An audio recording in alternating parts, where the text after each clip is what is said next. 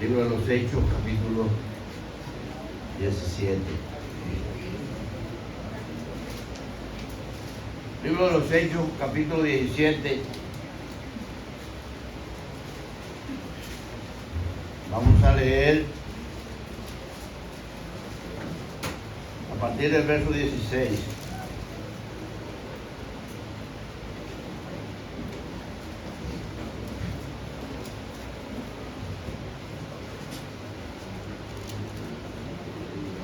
Mientras Pablo los esperaba en Atenas, su espíritu se enardecía viendo la ciudad entregada a la idolatría.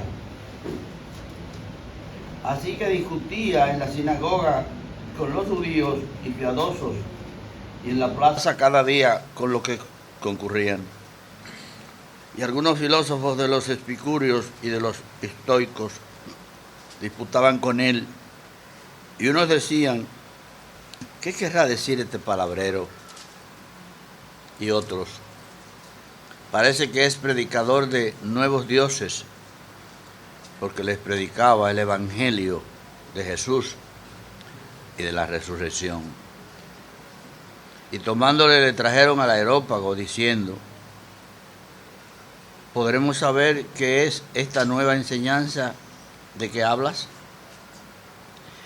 Pues traes a nuestros oídos cosas extrañas. Queremos pues saber qué quiere decir esto.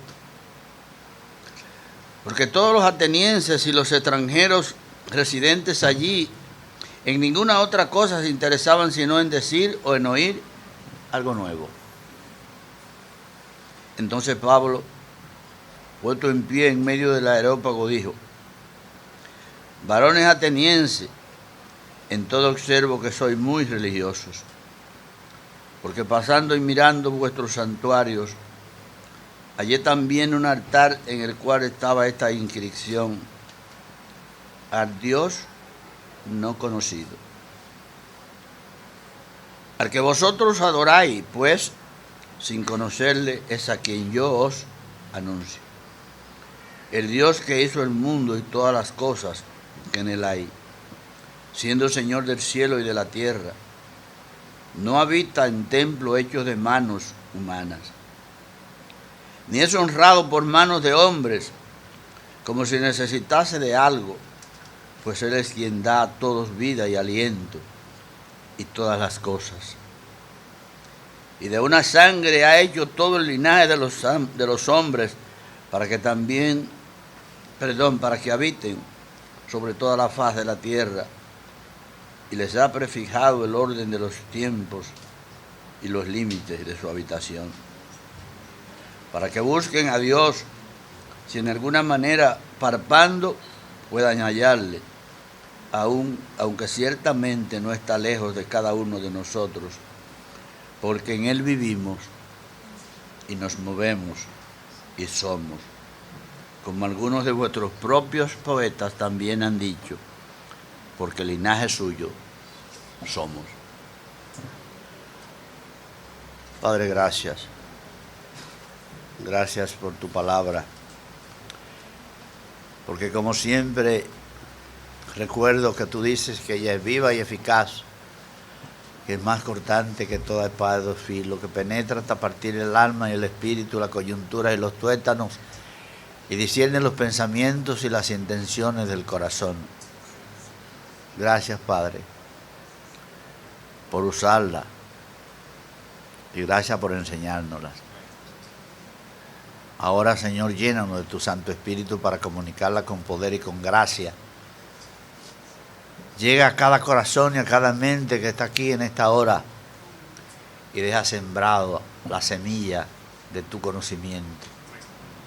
Señor, ayúdanos a permanecer firmes en tu palabra y en nuestra fe. Intrúyenos, Padre.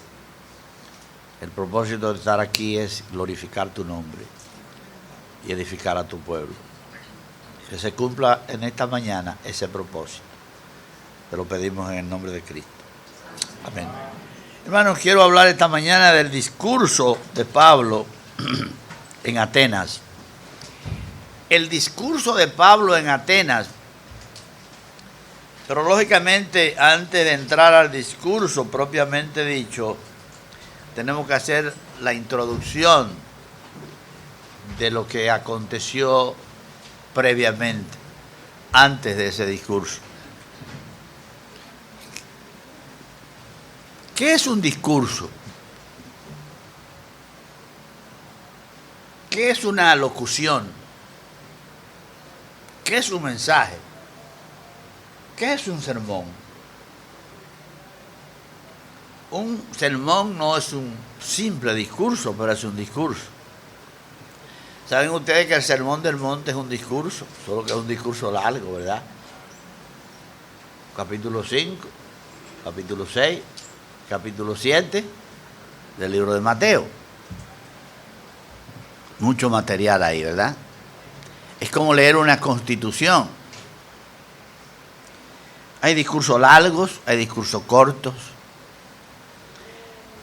Pero siempre en un discurso hay propósitos, como lo debe haber en toda comunicación.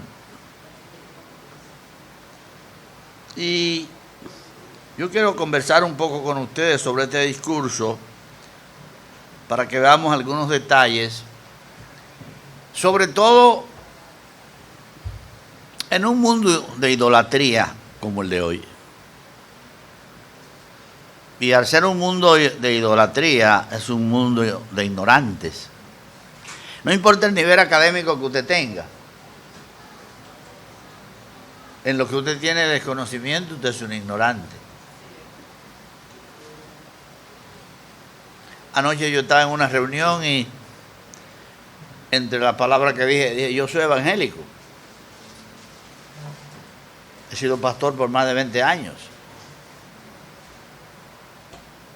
Los que estaban ahí son profesionales de ciencias fáticas.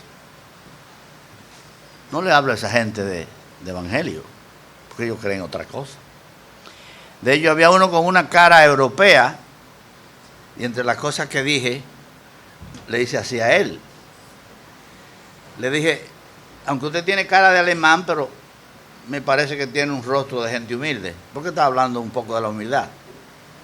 Y después, cuando terminamos, él se paró y venimos de frente. Entonces, le mencioné a Romanos 12:3, no tenga más alto concepto de sí que el que debe tener. Y él inmediatamente empezó la disquisición y a entrar en detalle. Esos europeos, tú sabes, que se creen que están aquí en República Dominicana y que aquí somos indios todavía.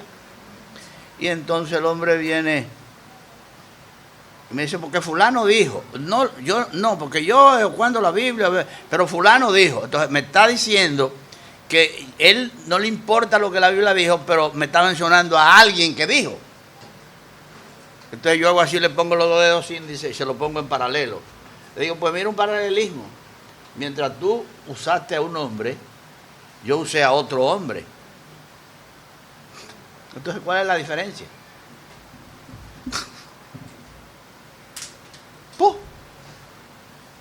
Tú pusiste a un hombre, lo que dijo fulano, y yo dije lo que dice la Biblia.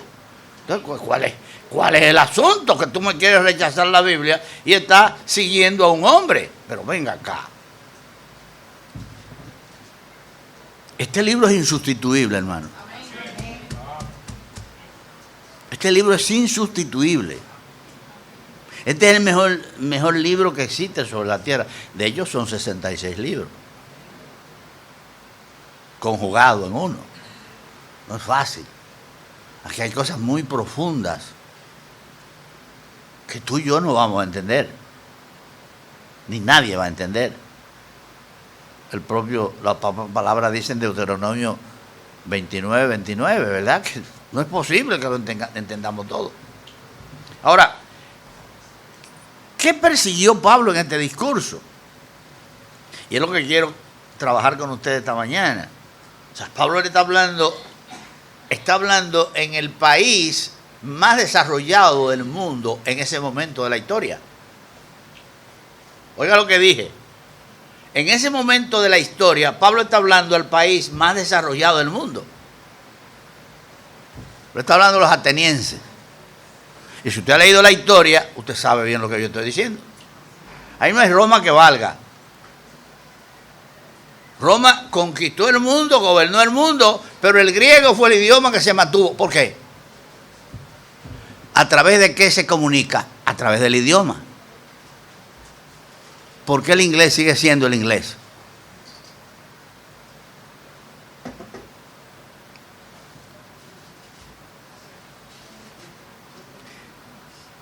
Porque cuando usted lee en inglés, usted interpreta en inglés, hay cierto vuelo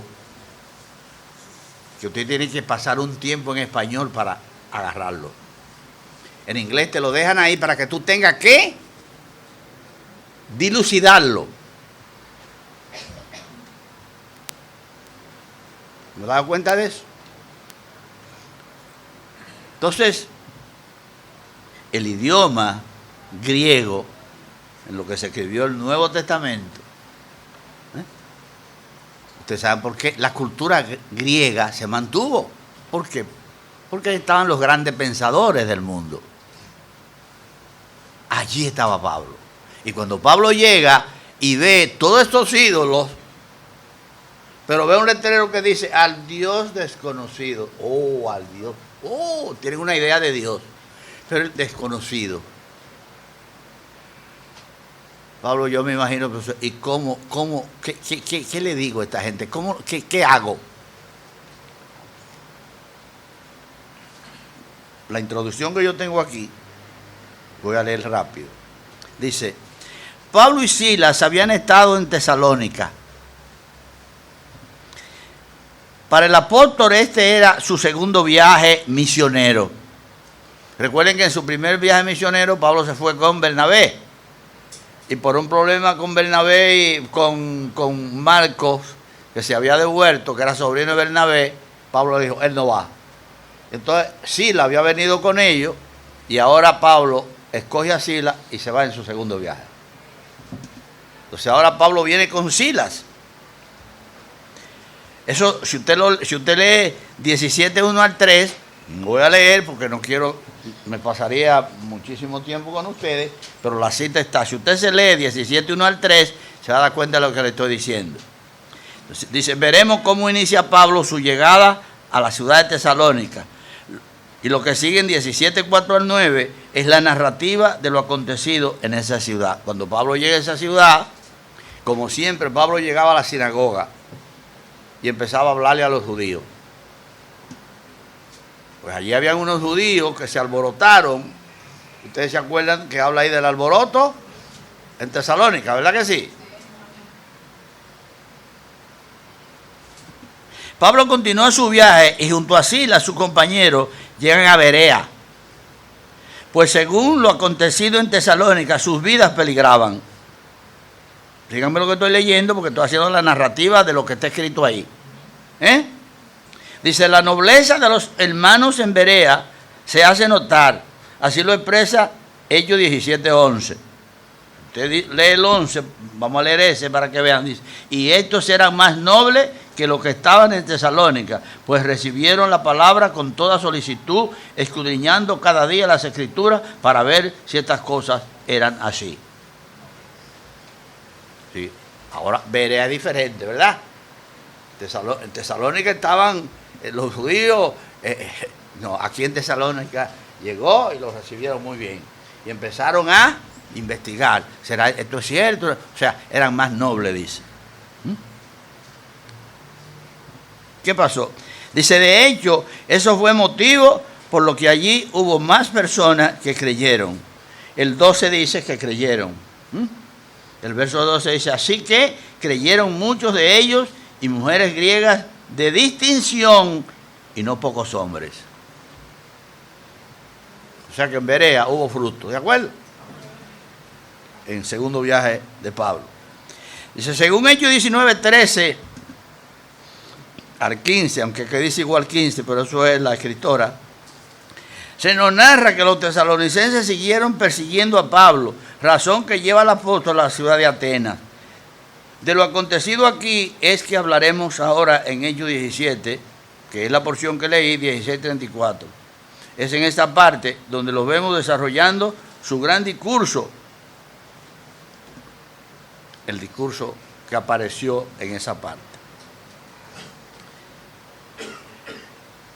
¿Qué fue lo que pasó antes del discurso, en realidad?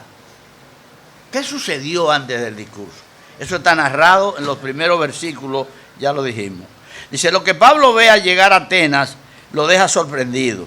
La expresión es, mientras Pablo esperaba en Atenas, su espíritu se enardecía, viendo la ciudad entregada a la idolatría. ¿Cómo es posible que un país como este, está bien que sea incrédulo, pero lleno de ídolos? Sorprendido. Dice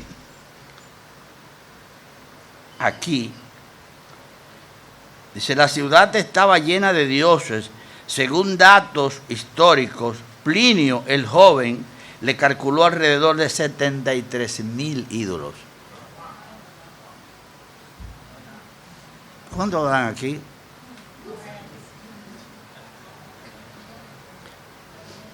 Eso preocupaba a Pablo.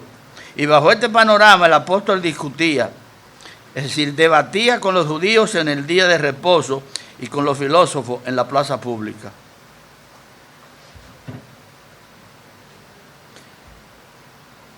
Dice el 16-17, mientras Pablo los esperaba en Atenas, su espíritu se enardecía, viendo la ciudad entregada a la idolatría.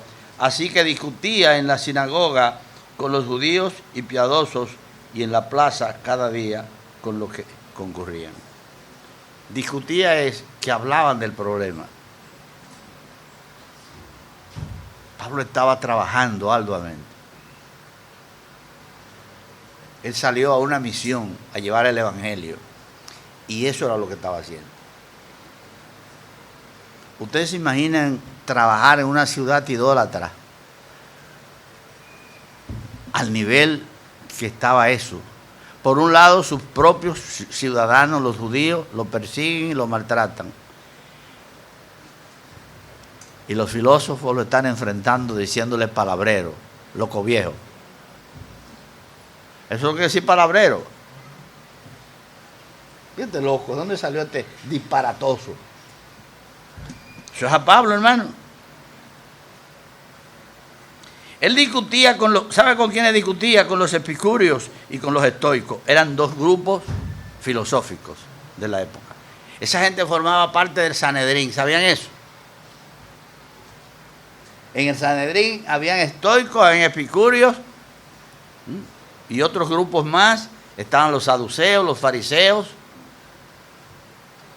Esa era la flor y nata, eso era lo que gobernaban. Ahí estaba el sumo sacerdote, que era el jefe de todo, que fueron los que dieron la orden de perseguir y llevar a Cristo a la cruz. Con esta clac es que está hablando, es que está enfrentada a Pablo. Dice el versículo 18, y algunos filósofos de los epicúreos y de los estoicos disputaban con él, y unos decían, ¿qué querrá decir este palabrero? Pablo era un palabrero.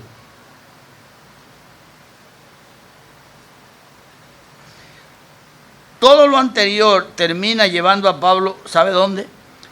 A la plaza pública, donde estaba el lugar donde se reunían a las grandes discusiones. El Areópago. ¿Y para qué era eso? Según Hechos 17, 19 y 20, oiga lo que dice. Tomándole, le trajeron al Areópago diciendo, ¿podremos saber qué es esta nueva enseñanza de que hablas? Pues traes a nuestros oídos cosas extrañas. Queremos pues saber qué quiere decir esto. La cosa está cambiando. ¿Por qué está cambiando? Está cambiando porque a pesar de que le están diciendo palabrero, lo que le está diciendo le está interesando. Vámonos a llevar al lugar donde se discute y vamos a demostrarle que él es un loco viejo, pero que nos diga de qué es lo que está hablando. ¿Me están siguiendo? Hermano, ¿qué significa eso para nosotros? Porque yo estoy hablando aquí así. ¿Y qué? ¿Y qué, pastor? ¿Y qué? No, eso no es así. ¿Sabe lo que significa eso, mi hermanito? Que usted tiene, ¿qué? que usted no puede salir a hablar con la gente así con el pecho. ¿Me está siguiendo, hermano? No, no salga con el pecho, no. No, yo estoy lleno del... Sí, pero lleno del Espíritu también es lleno de la palabra, ¿o no? ¿O el Espíritu llena a alguien de la palabra sin leerla y sin estudiarla? ¿O te ha visto algún autodidacta por ahí, impío, que esté lleno del Espíritu Santo? Lleno del Espíritu y lleno de la palabra, ¿o no? ¿Y cómo te llena la palabra si no la lees? ¿Y cómo te llena la palabra si no la conoces? Entonces el que evangeliza tiene que tener conocimiento de la palabra. Pastor, nadie va a salir a evangelizar. Bueno, usted puede hacer otras cosas. Usted puede orar y usted puede acompañar al otro. Venga, salga, ora y salga. Pero cuando hay dos, por lo menos uno, ojalá estén los dos, pero por lo menos uno tiene que saber lo que va a decir o no. Porque si usted no sabe lo que va a decir, a usted le va a decir palabrero y se va a quedar con un palabrero. Y sobre todo ahora que los tiempos han cambiado, ¿verdad que sí? Que hay tanta gente sabia en la calle.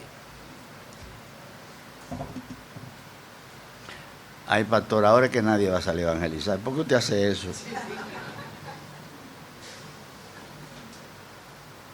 No. Ahora es que los que salen van a prepararse más y los que tienen deseo de hacerlo le van a poner carácter a eso. Porque esto no es obligado. Hermano, ¿sabe que es un privilegio salir a ganar almas para Cristo? Ser vocero de Cristo en la tierra es un privilegio. El Señor dice que somos embajadores de Cristo. ¿Usted sabe, hermano, lo que significa un embajador? ¿No le gustaría a usted ser embajador de este gobierno? Además del salario.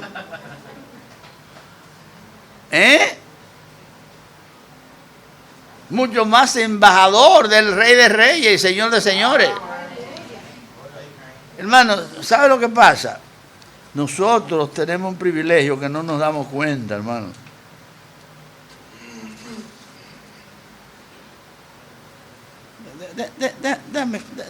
Déjame dejarlo ahí.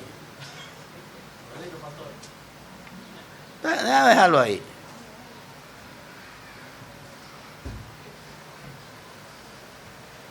Mire lo que dice en el 21.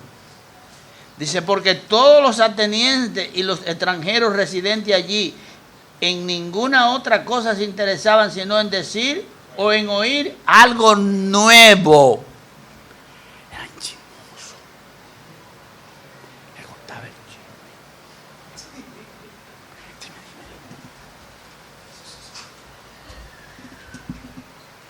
Cuéntame. Olvídate de eso, yo lo que quiero es saber qué pasó. Eso es lo que está diciendo ahí. Les interesaba por oír algo nuevo. Ya lo nuevo era lo que prevalecía. Aunque, ¿entiende? No.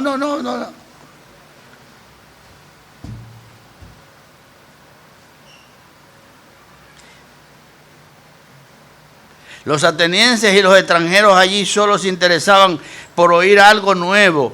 Lo que Pablo usa precisamente para iniciar su gran discurso, algo nuevo. ¿Sabes? Pablo le dio lo que querían. Así lo vemos en Hechos 17:22 al 31. Eso es lo que Pablo hace.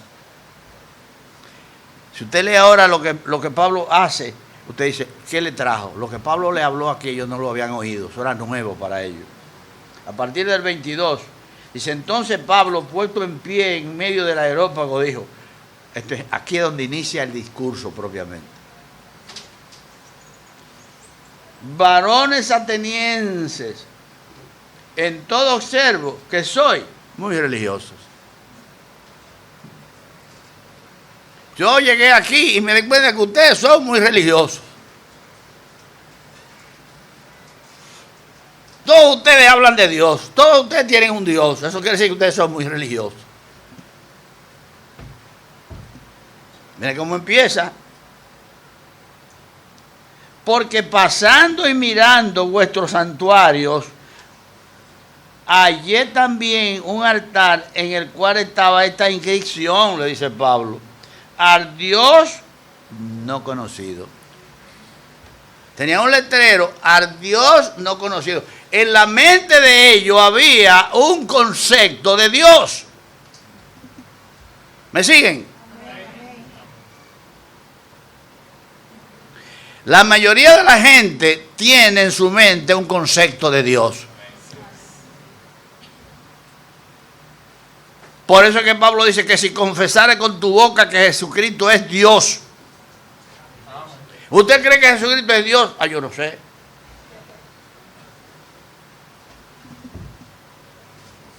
Porque estar convencido que Jesucristo es Dios solamente lo enseña el Espíritu Santo de Dios. Y yo le dije, y le reitero, que cuando Pablo empieza a hablar en Romanos 8, dice, es ahí la palabra de fe que predicamos, que si confesares con tu boca que Jesús es el Señor y creyeres en tu corazón que Dios le levantó de los muertos, será. Porque con el corazón se cree para justicia, pero con la boca se confiesa. ¿Sabe lo que está envuelto ahí? Ahí está envuelto lo siguiente, y lo he dicho muchas veces, si usted no lo ha aprendido porque no quiere, analícelo. Usted confiesa a Cristo como su Salvador.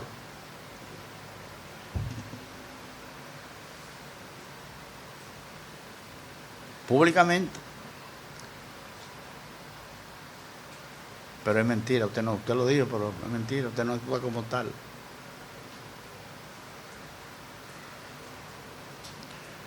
O usted, pero usted dice no, si usted niega a Cristo, ¿qué dice Cristo? El que me negare delante de los hombres, yo lo negaré. Entonces, esos dos versículos recogen, usted o es un hipócrita o es un mentiroso. Y hay mucha gente en el Evangelio que son hipócritas. Yo creo, pero es mentira. Dicen que creen, pero es mentira. Y otros que dicen, no, yo no creo eso.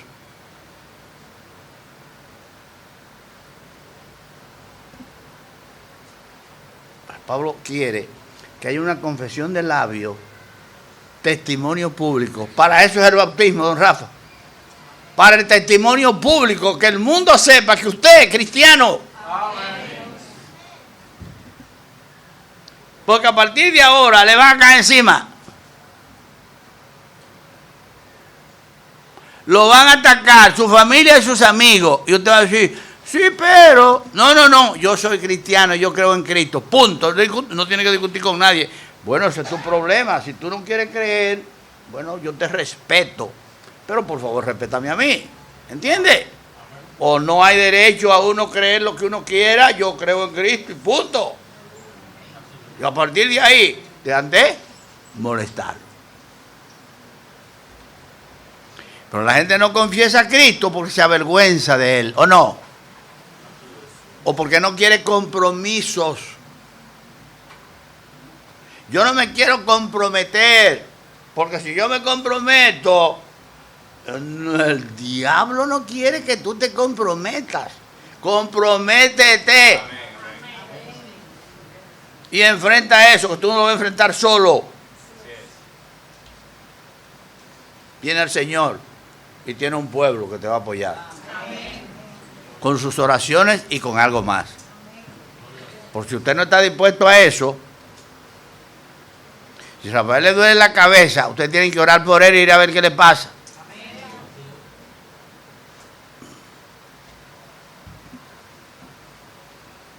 Y ahora tú vas a tener más compromiso con Rafael que antes. Así que domingo, despídese de eso. El que va a estar con don Rafa es el pastor. Ya hablamos ya.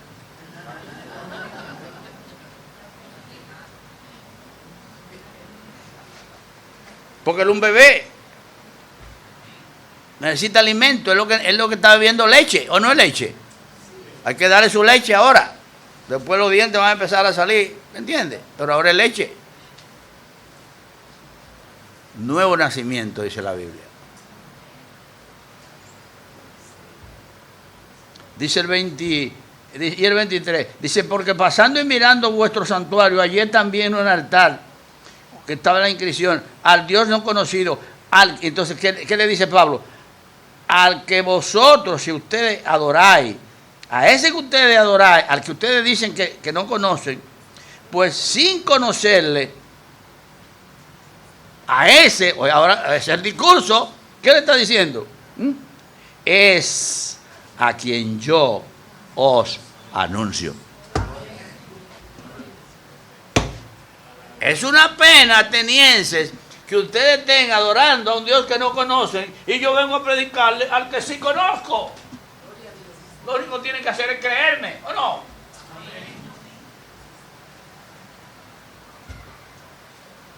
¿Ven el propósito del discurso?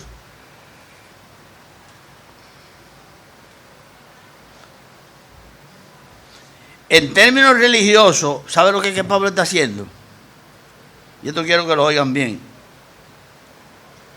En términos religiosos, lo que Pablo ve en Atenas no es la esencia de lo que él conoce en términos religiosos. O sea, lo que Pablo ve allí, esa no es la esencia del evangelio, de las religiones que tanto ellos como Pablo conocía.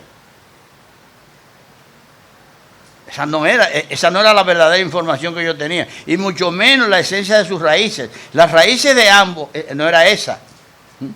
Por eso Pablo, en forma sabia, le quiere comunicar cómo ambas culturas deben llegar al mismo punto. Es como si tú le estuvieras predicando a alguien y te dice, yo creo en Dios, pero yo no soy evangélico.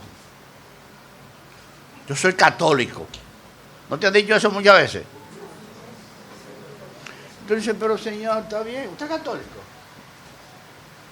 Yo con eso salía fácil. Yo digo, mire señor, yo también soy católico.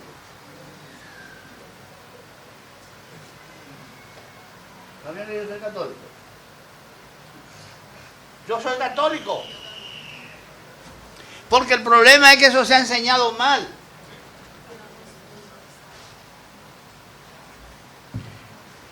La iglesia enseñó católico, apostólico y romano. Nosotros somos católicos y apostólicos, pero no somos romanos. Yo soy dominicano.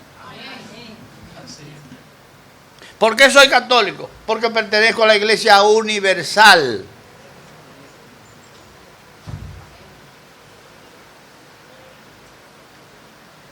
Todas las iglesias locales que están ubicadas en un espacio físico, es una iglesia local que se puede localizar en la manzana 27, número 12. ¿O no? Local. Punto. Y esto está lleno de iglesias locales. Todas juntas, todas las que creen en Cristo en el mundo, forman la iglesia de Cristo, que es la iglesia universal de Cristo. La palabra católico significa universo. ¿Saben por qué? Porque hubo un rey romano que vio una señal en el cielo, una nube, una cosa, y él se convirtió supuestamente al catolicismo, a la iglesia, a lo que predominaba. Y entonces el mundo, toda Roma que gobernaba el mundo se cristianizó. Entonces de ahí que viene la palabra católico, universal, universo. Y entonces ellos se llaman católicos porque, por ejemplo, en América Latina, ¿quién que gobierna? Aquí quién es que gobierna, no es la iglesia católica. Entre comillas, católica yo digo, porque hicieron un pacto con Trujillo y han hecho y tienen su poder. Roma, el Vaticano es un país dentro de otro país, ¿o no? La gente que más oro tiene en el mundo y son el poder del mundo. Pero yo no voy a entrar en eso ahora porque esos son otros detalles. ¿Saben? El sacerdocio católico controla junto a otros grupos pequeños el mundo. ¿Me oyeron bien? Si usted quiere, estúdielo. Averígüelo.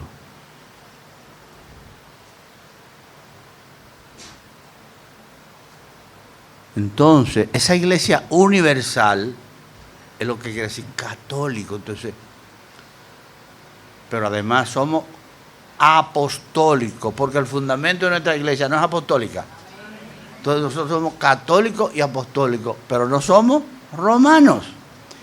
Entonces, volviendo al punto, si alguien le dice a usted que es católico, ¿usted va a dejar de predicarle por eso? Pero mi doña, pero mi señor, yo lo que le estoy predicando es a Cristo. ¿Usted no cree en Cristo?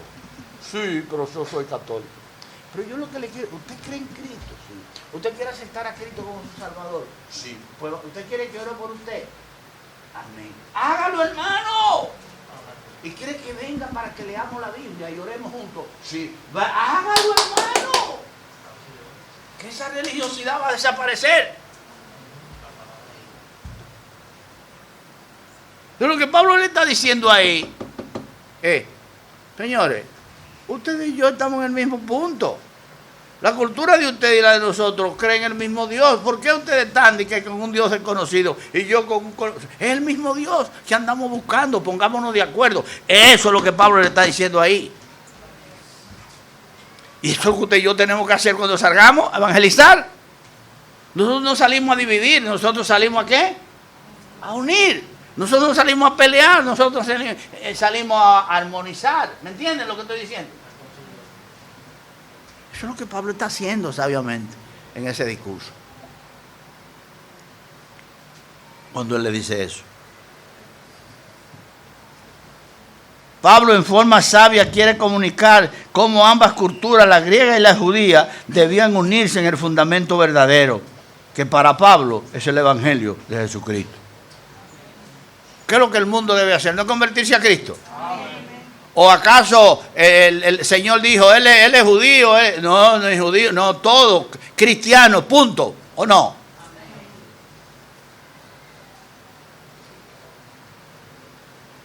Eso es lo que le está diciendo. Unidos en Cristo, el centro es Cristo. Buscamos el mismo propósito si ambos decimos creer en el mismo Dios. Esa era la razón por la que Pablo no inicia su discurso con ataques a la idolatría. Pablo no inició su discurso atacando la idolatría. ¿Qué es lo que usted y yo hacemos a veces? No, no le ataque su idolatría. Hace ver la verdad. ¿Me están siguiendo lo que estoy diciendo? ¿Cuál es la tendencia de nosotros? Rompa eso, queme eso. Déjalo que lo queme después. Cuando la conciencia llegue, él lo va a quemar. Pero mientras tanto, déjalo tranquilo.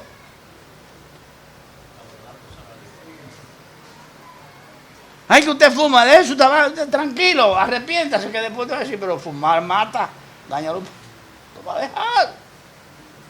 Pero nosotros el primer día le queremos quitar los vicios a la gente. Usted no quita vicios, quien quita vicios es el Espíritu de Dios, ¿o no?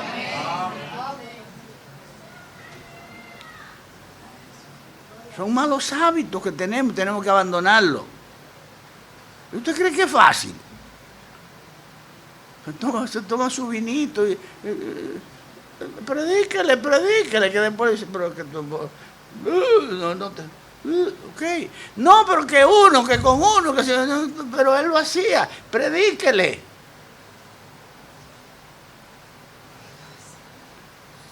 Yo le prediqué a un hombre una vez, y saliendo yo de la casa, acabando de hacer decisión, llegó un amigo cuando yo salgo de la casa, llega el amigo con un bermude aquí. Le digo, ay, mi madre. Me dañó todo el trabajo que yo hice. Y efectivamente, cuando yo volví, el hombre tenía un humo. Pero yo no me fui. Yo levanté, lavé la cara.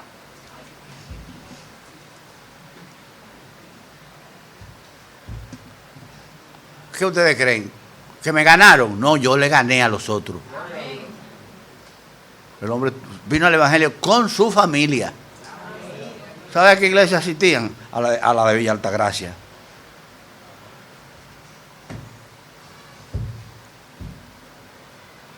así como lo oye. Mucho testimonio, no es fácil. Pablo no inició con ataque a la idolatría.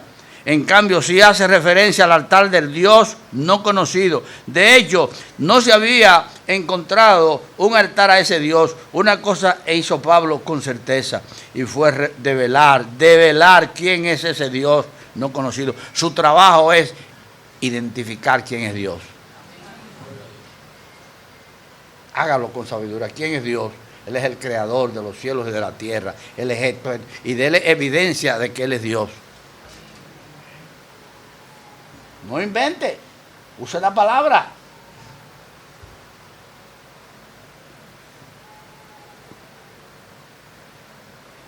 Pablo le atribuye incoherencia a las personas que buscan una realidad trascendente usando ídolos y templos. Con esto último, Pablo le demuestra a los que le acusaban de palabrero. ¿Qué le demostró Pablo al final? Cuando Pablo termina de hablar. Es en el aerópago que están. ¿Qué pasó? Se viró la torta. Los que le llamaban palabrero se convirtieron en palabreros ellos. Ahora saben que el hombre no es un palabrero, que el hombre tiene una mente cargada de sabiduría, ¿o no? Eso es lo que tú tienes que demostrar al que viene con argumentos delante de ti, que tú tienes menudo para devolver, pero de manera formal. Yo no dice la historia de un muchacho. Yo andaba evangelizando cuando José iniciaba la obra en Honduras. Y un muchacho me viene con un libro de cálculo en la mano y me trae un integral que no tiene respuesta.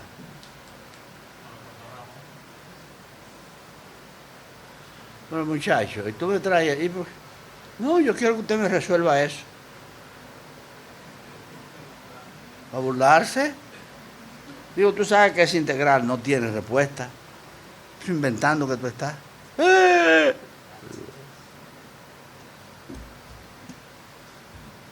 Un ejercicio que no tiene respuesta. Y quiso venir a provocarme. Entonces, nosotros tenemos que dejarnos provocar. Nosotros no tenemos que coger el camino que otros quieren. Nosotros tenemos, si estamos evangelizando, tenemos que evangelizar. Tenemos que de la palabra a la palabra. Pero en un momento dado, cuando eso termina, a veces también hay que. Si tú no puedes, no te metas. Pero él le decían palabrero a Pablo y resultó que ellos son los palabreros ahora. Si nosotros leemos la porción del 24 al 29, por ejemplo, aquí, en la misma cita, dice, el Dios que hizo, ahora Pablo dice, el Dios que hizo el mundo y todas las cosas que en él hay, siendo Señor del cielo y de la tierra, no habita en templo hecho de manos humanas, ni es honrado por manos de hombres, como si necesitase de algo, pues Él es quien da a todo vida y aliento a todas las cosas. Y sigue hablando. Ustedes ven esa lectura, es una lectura muy profunda, la más profunda del discurso. La más profunda del discurso. Ahora Pablo usa tres cosas. Pablo usa tres movimientos para mostrarle quién es ese Dios desconocido para ellos. Pues su propósito era que ellos lo conocieran. Para ello lo lleva a Isaías 42:5. O sea, Pablo usó la palabra para mostrarle a ellos quién era Dios. Entonces el trabajo de nosotros, alguien que es un idólatra, es mostrarle quién es Dios. Si usted está hablando con un hipócrita, con un idólatra, su trabajo es mostrarle quién es Dios. ¿Quién es el verdadero Dios? ¿Por qué Dios no puede ser un ídolo? ¿Lo entendió? Entonces cuando usted le muestre por qué Dios no puede ser un ídolo, eso fue lo que Pablo hizo. ¿Por qué Dios no puede ser un ídolo? Mire Isaías 42. ¿Qué dije? Isaías 42:5.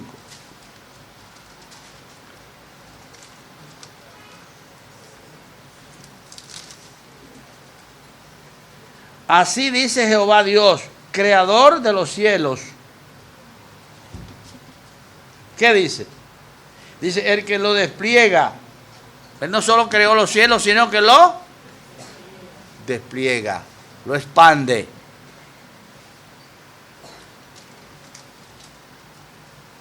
Ese horizonte que usted ve, usted se para y usted mira el horizonte. Cuando usted se para en el mar y usted ve el horizonte, coja para allá. Usted no ve, cuando usted está parado, esa línea usted la ve cortando el mar, ¿sí o no? Como si tuviera, coja para allá.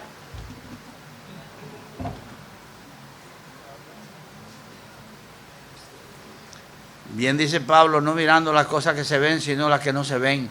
Porque las cosas que se ven son temporales, pero las que no se ven son eternas. Ese versículo es muy profundo. El que tiende la tierra y sus productos. Le está hablando de cosas concretas. Es decir, le está hablando de un Dios que hace cosas concretas. Porque ¿qué es lo que usted y yo, qué es lo que usted y yo nos gusta? ¿Qué es lo que nos demuestra a nosotros la realidad? ¿No es lo concreto? Lo que veo con los ojos de la cara, lo que oigo con los oídos, como le decía en el discurso antes, no fue aquí, fue en Santiago, así yo lo prediqué aquí también. ¿El cerebro comunica al sistema sensorial o no? Lo que el sistema sensorial hace es un mandamiento del cerebro. Cuando no haya cerebro, ya tú, ya tú no ves, no oyes nada, porque no hay manera, aunque esté así.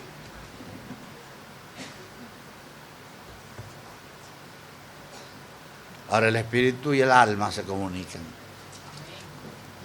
Por eso hablamos de los ojos del alma, no lo de la cara. Ahora los ojos de la cara y los ojos del alma tienen un punto común. En la fe. Porque la fe es certeza de lo que no se ve. Certeza de lo que se espera y convicción de lo que no se ve. Pablo le muestra que Dios es trascendente, que Dios no es un ídolo. No es un ídolo. Entonces, tú y yo tenemos un gran trabajo cuando estamos evangelizando o cuando estamos enseñando a alguien. Tenemos que ser claros y precisos en eso. El Dios que crea los cielos y los extiende, afirma la tierra y lo que en ella brota, da aliento al pueblo, da vida, espíritu a los que en ellos hay. Voy a leer rápido porque se me está yendo el tiempo, ¿verdad? Todo esto evidencia que el Dios verdadero es trascendente y no puede ser un ídolo, por lo que no vive en templo hecho de manos de hombres, ni necesita servicio de esos humanos. Hermano, Dios no lo necesita a usted, ¿sabía? Si usted está aquí porque vino a decir que Dios lo necesita, usted se equivocó. Usted es quien necesita a Dios. Así que si usted viene aquí medalaganariamente, lo siento por usted. Si usted viene cuando se acuerda o como pueda, ese es su problema.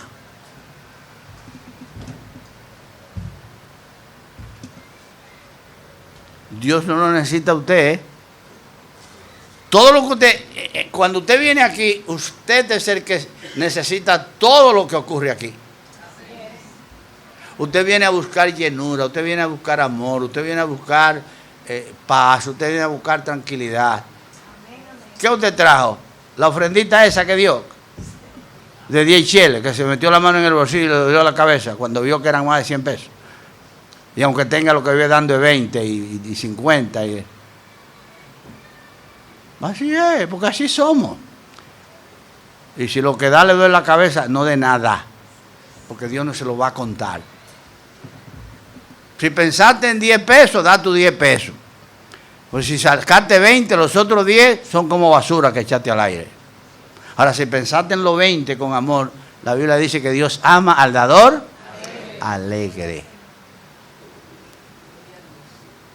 Porque hay mucha gente que cree, no, ¿Tienes sueño? Quédate durmiendo. ¿Tienes problemas? Quédate. No, Dios no te necesita. Tú necesitas a Dios. Te lo estoy diciendo en serio. Así que si tú crees que por venir aquí sacrificaste tu sueño, que en vez de descansar viniste para la iglesia, lo siento por ti. Yo estaba tan cansado, pero yo preferí ir a la iglesia en vez de... Mira, eso dicho, vamos a empezar a dejarlo. Tú necesitas a Dios. Dios no te necesita a ti. Dios es el dueño de todo. Y Dios tiene demasiada gente en el mundo que le adora y le alaba. Tú eres un privilegiado cuando vienes a cantar y a alabar a Dios. Yo lo soy. Y yo que estoy aquí, sobrevaluado estoy yo. ¿Me está oyendo? Sobrevaluado. Esto es demasiado.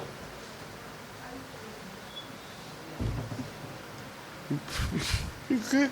Pues vaya usted a ver. Claro, me pongo un saquito y una cosa, porque la vista de ustedes, si ven aquí un andrajoso, entonces, ¿entienden? Además, Dios es el Rey de Reyes. Y yo soy un príncipe de Él, no tengo por qué andar con andrajos tampoco. ¿No es así? Para que sepa, no.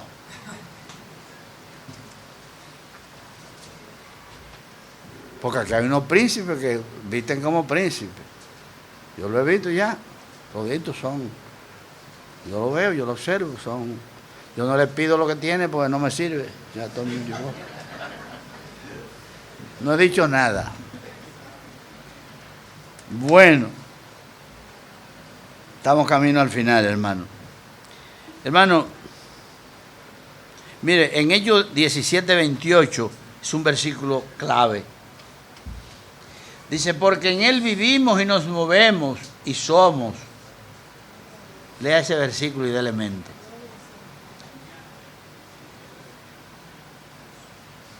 Desde el 26 eso es digno de leer. Pero el 28 dice, porque en Él vivimos y nos movemos y somos, como algunos de vuestros propios...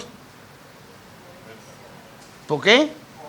Poetas también han dicho, porque el linaje suyo somos. Pablo alude, sin mencionarlo, a dos poetas griegos, a Epiménides. ¿Sabe cómo veía Epiménides a Dios? Epiménides veía a Dios como la atmósfera. ¿Usted sabe lo que es la atmósfera? La atmósfera es la capa de aire que está sobre nosotros. Usted y yo miramos, todo ese aire que está sobre nosotros, esa es la atmósfera.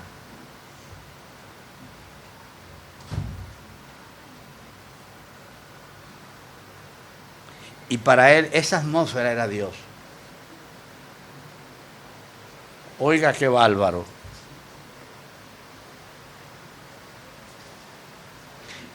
Epiménides, quien veía a Dios como la atmósfera que rodeaba a la humanidad y que no está tan lejos, o sea, para él Dios estaba cerca. El otro poeta es Aratoli, quien define la humanidad como la descendencia de Dios. Este estaba más cerca. Tanto uno como el otro tenían a Zeus como Dios, eran idólatras. ¿Se acuerdan de Zeus? Mientras que Pablo quiere explicarle quién es Dios, el Dios verdadero, para ellos desconocido. Y a la vez Pablo defiende la posición de que deben abandonar la idolatría. ¿Cómo lo hace? Pablo al final del discurso se centra en que si todos los seres humanos son hijos de Dios, ustedes no han oído que la gente le dice, pero todos somos hijos de Dios. ¿No han oído eso? Pero todos somos criaturas de Dios. Pero los hijos de Dios vienen por adopción en Cristo. pero todos somos creación de Dios.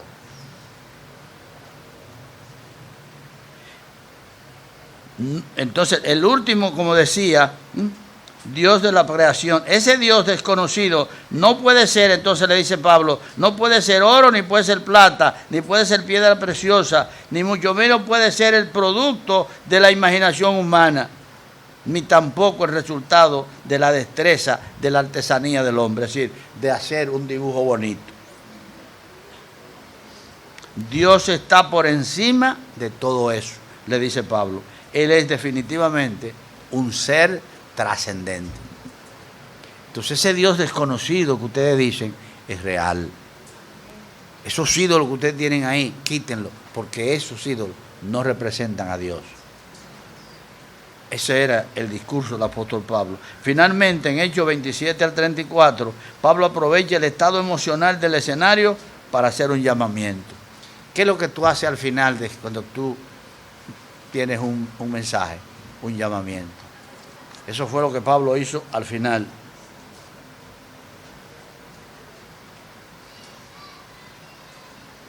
Y leemos al final,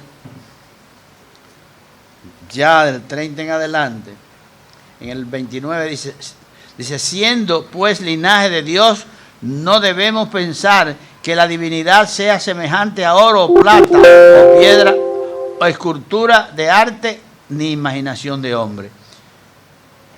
Pero Dios, le dice en el 30, habiendo pasado por alto los tiempos de esta ignorancia, ahora manda a todos los hombres en todo lugar que se arrepientan. Un versículo muy conocido por los que evangelizamos. O sea, ¿qué fue lo que Pablo hizo al final? ¿Lo llamó? El trabajo de Pablo estaba evangelizando. Pablo estaba predicando el evangelio, hermano. ¿Saben cuál es el trabajo de la iglesia? Predicar el evangelio. Este es su segundo viaje misionero.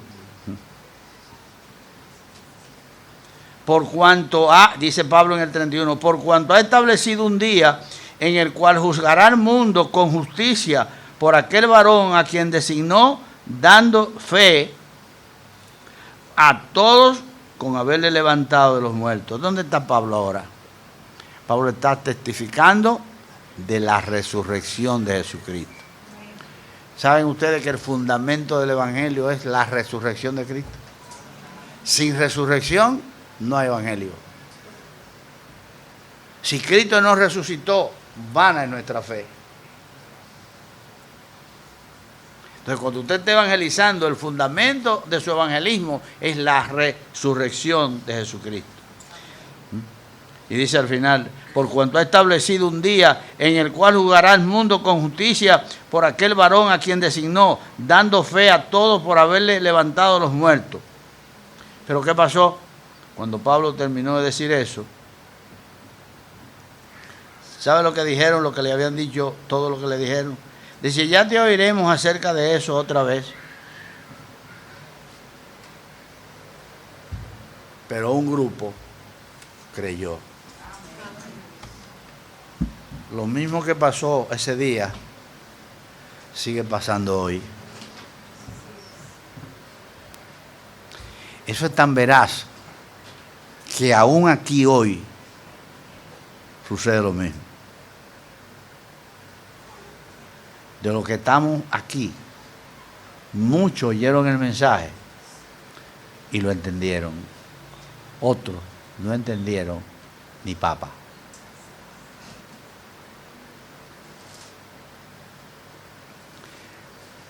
Pero el centro de este mensaje es el compromiso que tú y yo tenemos de ganar almas para Cristo, de llevar el evangelio al mundo y de saber que estamos en un mundo idólatra. Hacerle ver a los idólatras que Dios no es un ídolo, que Dios es real, que el Dios en que nosotros creemos es real, que esa historia de Cristo que está narrada en la palabra y en la historia universal es verdadera, que ese Cristo del que habla la historia y habla la Biblia es real. y que Él vuelve otra vez.